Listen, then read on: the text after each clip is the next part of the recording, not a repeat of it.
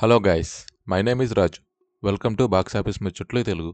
ఇరు ధ్రువం 9 ఎపిసోడ్స్తో Sony లీవ్లో stream అవుతున్న ఈ వెబ్ సిరీస్ ఇప్పుడు ఎలాగుందో చూద్దాం. ఇరు ధ్రువం అంటే 2 ధృవాలు లేదా 2 దిక్కులు అని మీనింగ్ వస్తుంది. ఈ వెబ్ సిరీస్ సీజన్ 1 2019లో రావడం జరిగిందండి.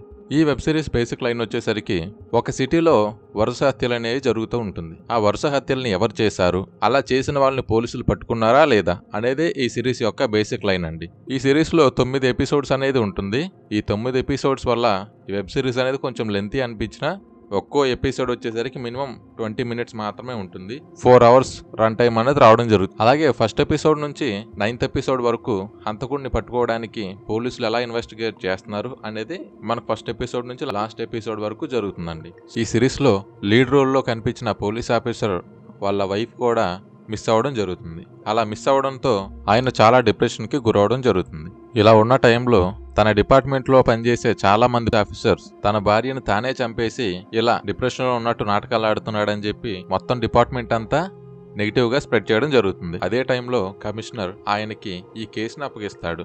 అలా ఇన్వెస్టిగేషన్ స్టార్ట్ చేసిన ఆయన ఆ కేసుని కంప్లీట్ చేశాడా, హంతకుడిని పట్టుకున్నాడా, ఆ హంతకుడిని పట్టుకునే క్రమంలో ఆయన ఎన్ని ఇబ్బందులు ఎదుర్కొన్నాడు, అలాగే కనిపించకుండా పోయిన తన భార్య తనకు దక్కిందా, హంతకుడిని చివరికి పట్టుకున్నాడా లేదా అనేది ఈ వెబ్ సిరీస్ మొత్తం కొనసాగుతుందండి. స్టార్టింగ్ ఎపిసోడ్ వచ్చేసరికి ఇంట్రడక్షన్ ఉంటుందండి.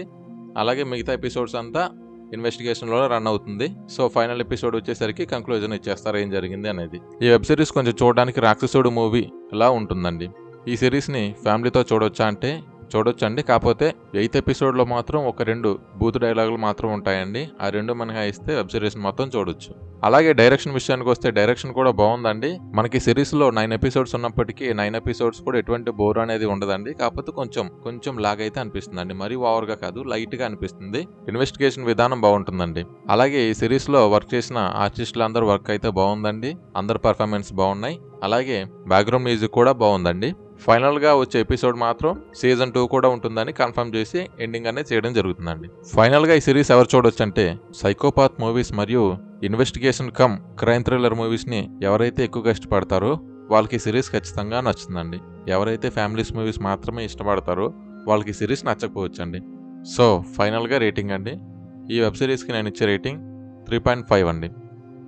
ఈ వీడియో కనుక మీకు నచ్చినట్లయితే లైక్ చేయండి. మరిన్ని వీడియోస్ కోసం నా ఛానల్ని సబ్స్క్రైబ్ చేసుకోండి. Thank you for watching.